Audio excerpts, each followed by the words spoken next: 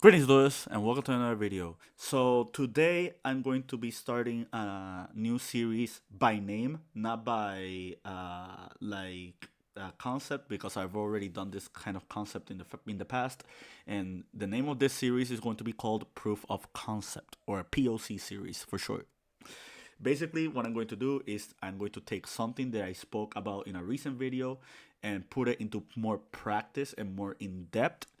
Uh, that way, people can just look and analyze and see where my theories mainly come from. 90% of the videos that I do in this channel are like strict theory and analyzing and discussion videos, but not many of them are me proving the concept behind the stuff that I discuss uh, as a whole. I've done POC in the past. I've done it with decks like Valent, the Testina Punk deck. I've done it with Unchained Labyrinth, the heavier Unchained version, and a few other decks and strategies. But I feel like this is going to be really cool because not many people know what's going on when I do those proof of concepts. I mainly want to focus on strategies and archetypes that not many people discuss, or not many people may have made content around, because I truly strongly believe that there are a lot of things in this game that can give you a competitive edge if you just notice it from a really good glance. But yeah, without further ado, let's begin. For this week's proof of concept, I'm going to be doing the whole new Horus cards from Phantom Nightmare, and this is me piloting them with the Orcust theme. As you can see the Black Flame Deity in my hand, as well as the Omotep. Uh, I just kind of wanted to prove and showcase these cards, in a more competitive environment. So you can see right here that I summoned Galatea. I did it with Gearsus effect, just summoning Harpor using Orchestrated Return, and I send the Nightmare. I did a few misplays here. Misplay number one, I completely forgot that Gearsu had an effect to special summon two tokens. I think that is a very important detail because, uh, for starters, spawning the token means that you play around Siphon Gear Gamma as well as Infinite Impermanence.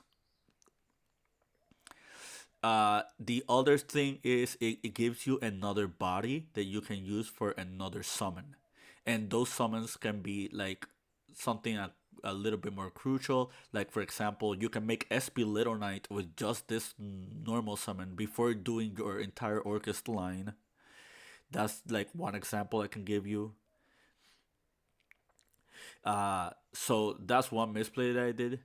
Another thing to note and to take in consideration is I opened both the Babel and the Orchestrated Return. Uh, in a deck like Orchest, uh, these are engine requirements or a few engine cards. However, uh, it's really cool when you pair them up with the actual Orchest cards because you do have a lot of them. So these cards are not that much of bricks. They are more like solidified win conditions. What I mean by that is that uh, if I did not open like Babel or Returned, probably those would have been the sets from Galatea. But since I opened both of them, that means it gives me the ability to set Crescendo. And setting Crescendo with Galatea is pretty strong because I opened the Wrongful Tupole Trap, or as it's now called, I think Black Goat something, as well as Imperm. So this particular setup is really, really strong. However, since I do have Babel on the board, uh, there could have been a line where I just had Dingirsu in graveyard. Uh, and one other misplay that I did is that instead of putting Harper in the graveyard, I should have put Orcust Nightmare in the graveyard because Orcust Nightmare would have given me the ability of just sending Symbol Skeleton on my opponent's turn. And having Symbol Skeleton in the graveyard means that I could have had a potential line where I could have summoned in Girsu alongside having the negation from Galatea.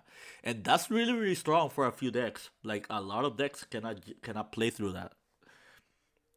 But yeah, I'm setting two and passing. This is the Voiceless Voice deck, which is debuting in Phantom Nightmare. A really, really strong archetype. Uh, they are going second in this particular duel. They summon Diviner. We chain the Impermanence. They chain Sorovis, and we chain the Crescendo. The reason that we're doing this specifically is because they already exhausted their normal summon. So if they're going to commit into just summoning Novax, they pretty much have to already open all the other cards to make the play possible, which they did. They opened the Barrier and the Prayer and the Saphira. However, not every single hand with Voiceless Voice is going to have all those cards already set up. And to adding more to it, we have the Trap card, which means that if they try to commit into making the ritual summon, we can activate this card, call the ritual monster's name, and it cuts them out access from the ritual summon itself, which means they also lose access to Novax. So I felt pretty safe by doing that play. They add the Skull Guardian, they activate Silent Forcing Barrier, that's going to grab Soul Ravis. They try to activate the Prayer. We activate the Trap card. We call the Skull Guardian because we already know it's in his hand. Uh, I want to talk about this card a little bit. Like, for decks like Orcust, Tearlament, Labyrinth, just to name a few, decks that can, anything that plays the Horus cards.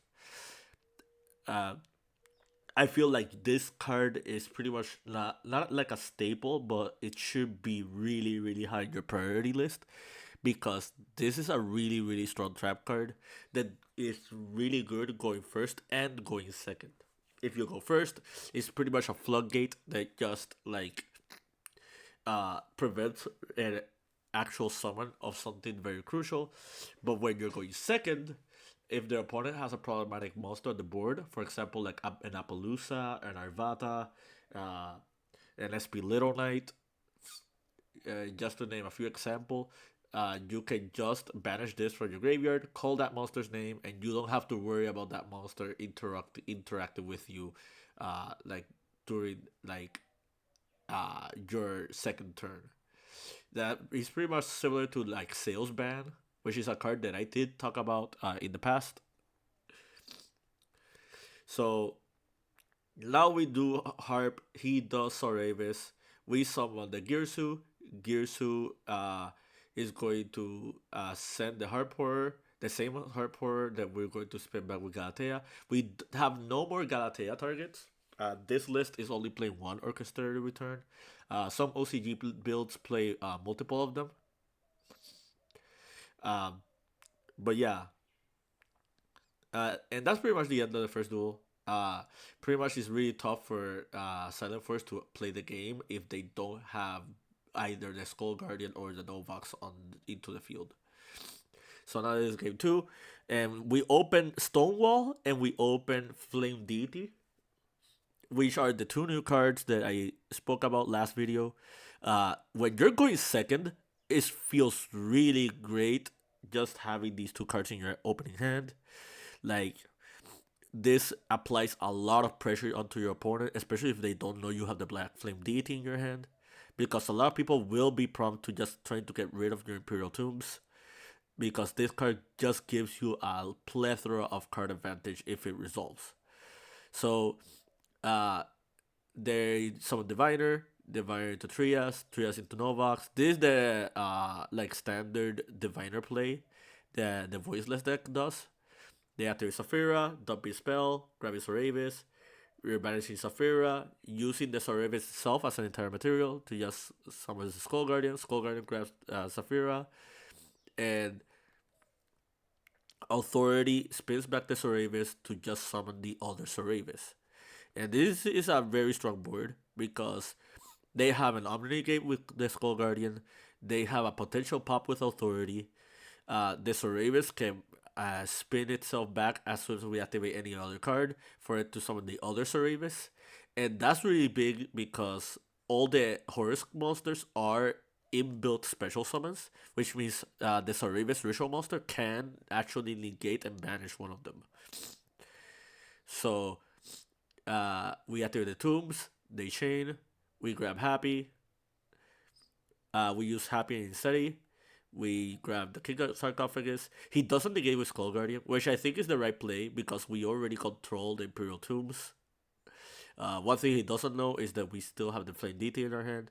Now we activate the Sarcophagus, and he tries to contest the Sarcophagus with the Authority. I think he doesn't know that the Stonewall is also treated as Sarcophagus because the main purpose of Sarcophagus being here is just to keep dumping other Horuses. The purpose of the Sarcophagus is not to summon the Horus from the graveyard because we already control the Imperial Tombs, which makes it so we can special summon these from the graveyard. So they try to do the trap card, like trying to target these two cards. We chain Cosmic Cyclone to try to get rid of the Authority, and they try to use the Skull Guardian to negate, and then we just chain the Cosmic Cyclone, dumping the Kebesinov as well as the Cosmic itself, and that's going to negate both the Skull Guardian and the Soravis. And that banishes that. We special all three Horuses from our graveyard. And we have a few potential lines here. One line that we can do is that we can activate Flame Deity's effect to get rid of this set card. And then just keep proceeding with our plays. Another play is just the Sarcophagus, dump the Flame Deity, and just try to get to Duamotep and just run over all his monsters with all the Horus monsters. There's a lot of plays here. We're forced to attack the Skull Guardian, so we attack it. We get rid of pretty much the entire board. And there is one misplay. I played right into the Imperm. I should have just activated the Flame Deity, just sending the Sarcophagus itself to just get rid of the impermanence before doing the XYZ summon, and that would have made it so we can excavate, and not only would we excavate, but we also would get Stonewall's effect to draw one card since we activated the Black Flame Deity. You'll see that I'm going to still do that play, but the sequence is going to be different. Actually, yeah, we take that back to play because we're practicing. We send the Sarcophagus to just send the barrier. The reason we're doing that is because the barrier keeps adding every single turn. So this is his potential follow-up. We already know that he has the Soravis in hand as well as the Saphira, but just getting access to like the ritual monster without needing to commit with these two cards, or getting access to Soravis for target protection and just other plays like that, just is something that we don't have to like work towards if we don't need to. So we draw into Sarcophagus and we pretty much end the turn here. I feel one play that we could have done is just summon SP Little Knight and just banish the Trias. However, the reason this board is important to keep is the moment your opponent tries to get rid of Happy outside of battle, the Black Flame Deity will trigger, and the Black Flame Deity can just get rid of his entire board. Adding to that, if you have the like Imperial Tombs, this also makes it so we also draw one card if we end up doing that play. So another note is we also have King Sarcophagus in our hand, so in the off chance they get rid of the Imperial Tombs, we still have another Sarcophagus that can bring back all the Horus monsters.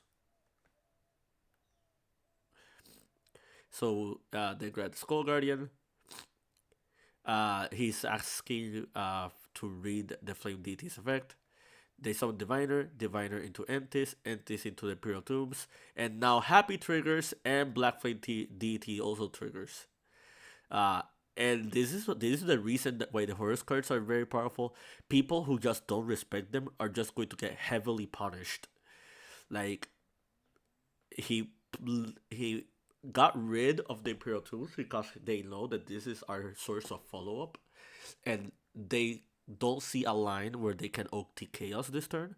So they just want to try winning the War of Attrition. However, that heavily punishes them because now we can do both Happy and Black Flame Deity. Black Flame Deity is going to get rid of his entire board, and the Happy is going to grab back two from our graveyard or spin back two from his graveyard. One potential play that we can do is just put the Saphira back into his deck. That way, he has no real way of summoning Skull Guardian. However, I take the value into grabbing my Horus cards a bit more since the board is already going to be contested. So we get rid of the entire board. We grab back the Imperial Tombs and the Usetti. The Black Flame Deity is not supposed to be here because the way the deity reads is you first summon it and then you get rid of the entire board. Which, yeah, it doesn't change a lot. The only difference is we lose 3,000 more life points. But that's something to take note for the future if you are playing this strategy. We activate Usetti, he changed the Skull Guardian, and now we activate the Tombs. Tombs brings those three back. We grab the Flame Deity, putting back the Sarcophagus, and now we summon Giant Trainer. We pretty much already know that he has exhausted all his resources, and we pretty much win this match. Misplay here is we grab the Flame Deity. If we're going for this line, they vote the Giant Trainer. We first attack with the Horuses first. We try to get rid of its entire board. We use the DT effect as well. Then we can draw out of the Imperial Tombs, and then we can Giant Trainer. And that's going to give us a fourth draw, as well as his entire board got cleared. And yeah, but that's the end of that duel. Now we're going to showcase a second duel. This is against the Snake Eye Fire King deck. I think a lot of people already know. It comes to no surprise. This is going to be like one of the better decks in the format. We have to draw a Lockbird. He tries to Populace. We try to draw. He activates our Vata, sending the Populace. I think this was a misplay on his end.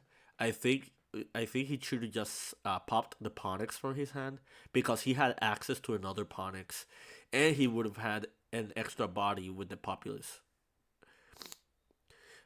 So now he does Phoenix into Island, pop, grab Garunix effect, Kirin, bring back the Ponyx. Now they summon the Abelstar, they grab back Kirin, they link it to Princess into Rage into Celantis. I think this is another misplay. I think they should have just made Amplo Whale as part of their end board instead of the Promethean Princess. Instead of the Raging Phoenix.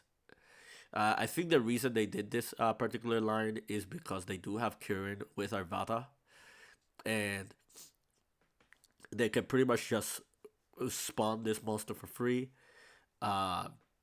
If they lose one of their fire monsters, so they have another potential play for Zelantis. This also makes it so we don't have a battle phase interaction because if we enter the battle phase and he has this card co-linked, that would be another disruption. So we activate Imperial Tombs. Tombs is going to grab us Usetti. We put back the Harp Horror because we already opened the Girsu in our hand. Now we're going to do Usetti and we're going to send the Goat Trap. They chain Arvata popping the Ponyx. We Usetti, we normal Girsu. In case you're wondering why the Usetti summon happened, is because we do control the Imperial Tombs. And this goes back to the misplay that I did. If we just would have summoned Girsu, we could have been able to summon 2 tokens, which means another monster for free. That would have given us the avenue of summoning SP Little Knight. And SP Little Knight would have been able to contest with the Promethean Princess. We activate the trap and we call the Promethean Princess with this. However, something to know about this trap card. This only affects monsters currently on the field. Uh, and the summon prevention effect is from monsters outside of the graveyard. Those are two very important details to take note because the Promethean Princess totally dodges this card, and that's something that I did take into consideration. So now we do the Flame DT. Uh, they chain the Kirin because they know that the DT does not target. Uh, so in resolution, the DT is going to be sending something to the graveyard. They're popping their Vata with the Kirin. We end up just sending the wanted, despite us knowing that that was the set card. One card that we could have sent was the Fire King Island because he's already going to do all his Fire King triggers. And that would have just gotten rid of the board more so. It also would have gotten rid of the Zelantis. So now he does all his Fire King plays. He summons. He takes off his SETI. He knows that we don't have Flame DT in our hand, so he doesn't have to worry about the board nuke. And now we do our Orcust line. We're pretty much just setting up all the Orcust plays. We're doing Ding. We're summoning SP popping the island, and this gets rid of the entire board. And now, yeah, he grabbed back Ponix. And this is really strong because he has to worry about the Little Knight. However, he also has to worry about Orcus Nightmare because this can send Symbol Skeleton, which can summon the Ningirsu, which can non-targeting send a card. So, the fact that he's playing multiple sanctuaries and multiple islands is not going to bother us too much because we already know he has Ponix in his hand. However, we need to remember that he also has access to Promethean Princess. So he activates Island. We activate the Nightmare for Symbol for Ding sending the island. He activates the original Sinful Spoil, Snake Eye. He grabs the Ash, putting back the Dark Witch. He now uses the spell card, and this is really good card management. Not many people do this play. I feel like the play involving like the simple spoils and just keeping them in the graveyard for more follow up for your other Snake Eye lines is a lot more important than just having the one draw during your turn zero. So now he grabs the Ash, he activates the Ash. We chain SP Little Knight. He grabs the Oak. Uh, this is important for him because without access to original Sinful Spoils, like the the Poplar, it does not gain like any benefit from being summoned if it was added to hand. And the other note is that since I summoned the Dingerso defense and the SP was gone, he has no way to crashing into our monsters, which means he has no setup for Garunix. So now we're gonna game two. So he makes me go first, which is a very big deal because I sided out Crescendo and I sided into like more board breaking cards. However, I still feel that this strategy is still very strong going first if we open like the right cards. Another note is he did open Crossout as well as Super Polymerization, and he also opened Bonfire, which is going to be very important because the Snake Eye line is very good at breaking boards, which you will see later on. So we grab Usetti, we put back Usetti, Usetti draws, we Kinsark, we drew into Girsu, which is very important because that pretty much turns on our entire Orcust line. And we symbol for Girsu for that. Uh, in hindsight, we could have dumped the Cosmic Cyclone and make Coach King and just try to draw three cards. Or make Vampire to mill for. But since we have all the entire Orcust line, I feel like keeping these cards on the board is just significantly more important, especially if we end up having access to the Flame Deity. So now we put back Symbol, we put the Babel. This is when I realized I said it at Crescendo. We end on IP, uh, which is kind of crucial because it just gives us access to SP. However, we need to remember um, he has super polymerization. And there are ways to play around it with this deck. However, uh, we don't commit to like a lot of the Snake Eye cards. So he adds the Poplar, he activates the Send Poplar, we change the draw, he changes the cross out, he summons the Poplar, Poplar grabs the Snake Eye, he links into Inquiry Evil, Poplar pops into a spell trap zone, he summons the Oak, Oak summons, and this is a very important line if you're playing the Snake Eye deck. You do this particular line because now he has access to SP Little Knight no matter what we end up disrupting here. The only way he has no access to SP Little Knight is if we fully commit. Not only that, but this is a Dark Cybers monster, which means he has access to Garura with Super Polymerization. So now we do Harp Horror. Harp Horror just summons the symbol. We try to activate IP, and he has the Super Poly. Um, so this is one misplay that we did, and I'll explain the misplay. So what we should have done here is we activate IP as Chainlink 1, and then we chain the Harp Horror as Chainlink 2. Because that way there is no commit, there's no actual commitment into the symbol, which means that we can keep the symbol for a play we can do with Orcust Nightmare and just send it to the graveyard in the off chance he wants to actually change the Super Poly. If he does not change Super Poly, the way this chain link interaction would have worked is the Harp Horror would have summoned and the symbol would have immediately been used as a link material with the IP to make SP Little Knight. So if you're playing this deck and you're into this interaction, do the play that I did. Just activate IP first and then just chain the Harp Horror since you control Babel. If he had a way of getting rid of the Babel, he would have done it like before all this entire setup would have happened.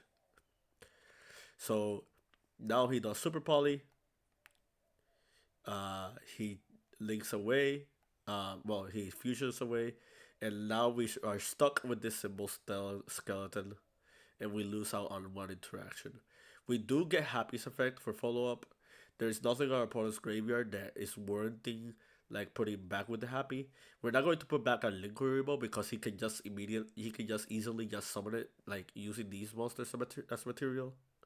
So no matter what happens here, he has access to SP Little Knight. So now he summons Dark, he draws. Since we don't have symbol in our graveyard, we are going to get punished by Gloomy because now he gets to summon Dingirsu. Dingirsu is able to summon a card. We're chaining the Nightmare, and the Nightmare is going to send Gizmek Orochi.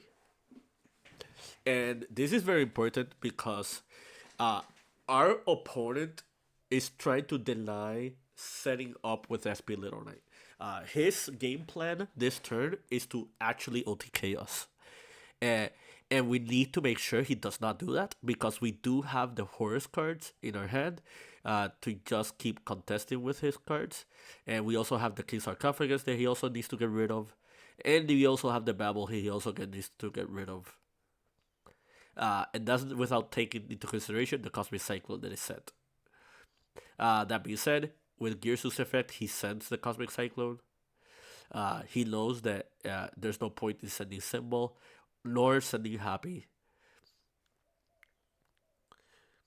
So he now does Oak for Flamberge, Flamberge putting the Garura. I think this is another misplay. I think what he should have done is he should have targeted the Symbol Skeleton and just push it to the Spell and Trap Zone.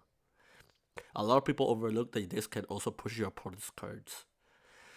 And that interaction is also very important. Another thing that he could have done is to target my Gizmek in my graveyard because If I'm not mistaken, this can target any graveyard.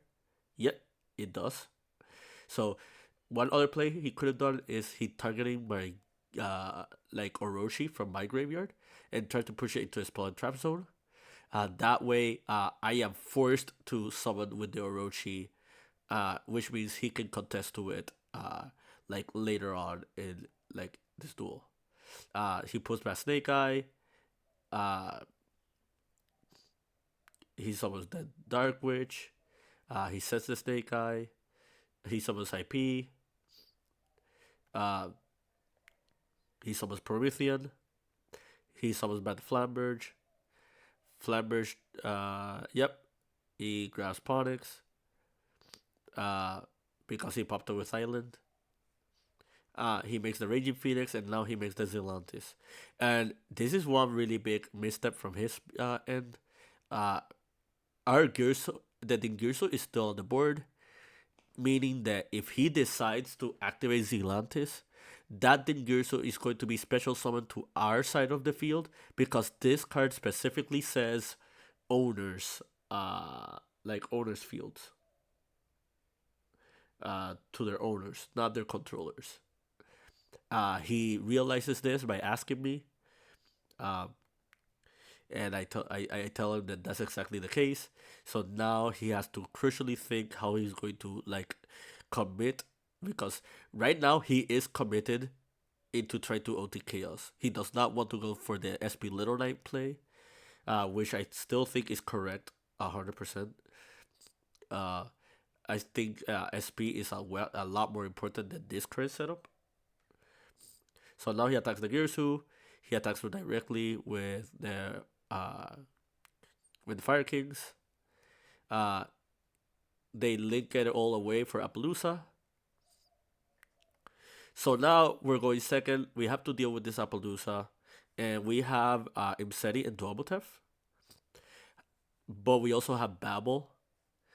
And something very, very important is that if we activate any of the Orcust cards, we are going to be locked into the Dark Monsters, into the Dark Attribute.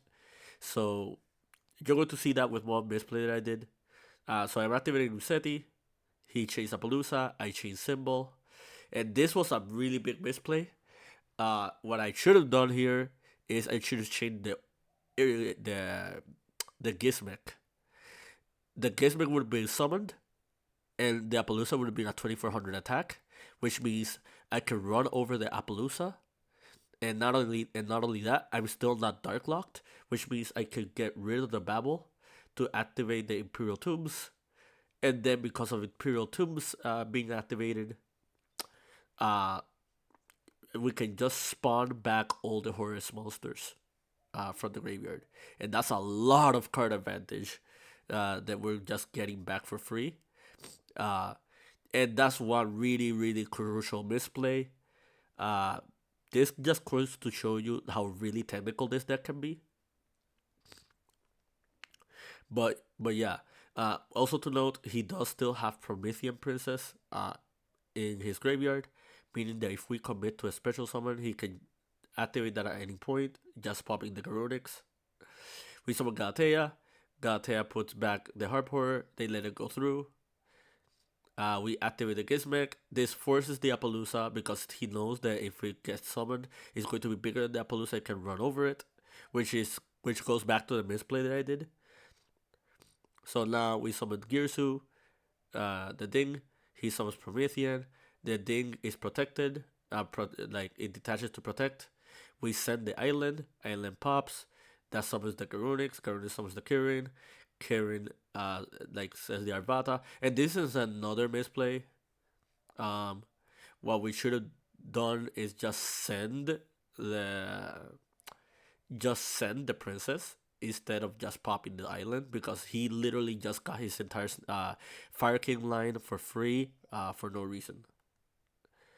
So I do Orchestrated Return. I do the Imperial Tombs. We grab the Flame Deity. We activate the Flame Deity's effect. And this is another misplay. I should just kept the Cosmic Cyclone. The Cosmic would have gotten rid of his Snake Eye spell, which means that he literally would have to be on top deck mode and just rely on like any other top deck that would have been helpful with his Arvata, or just commit into Arvata, into Garunix, etc.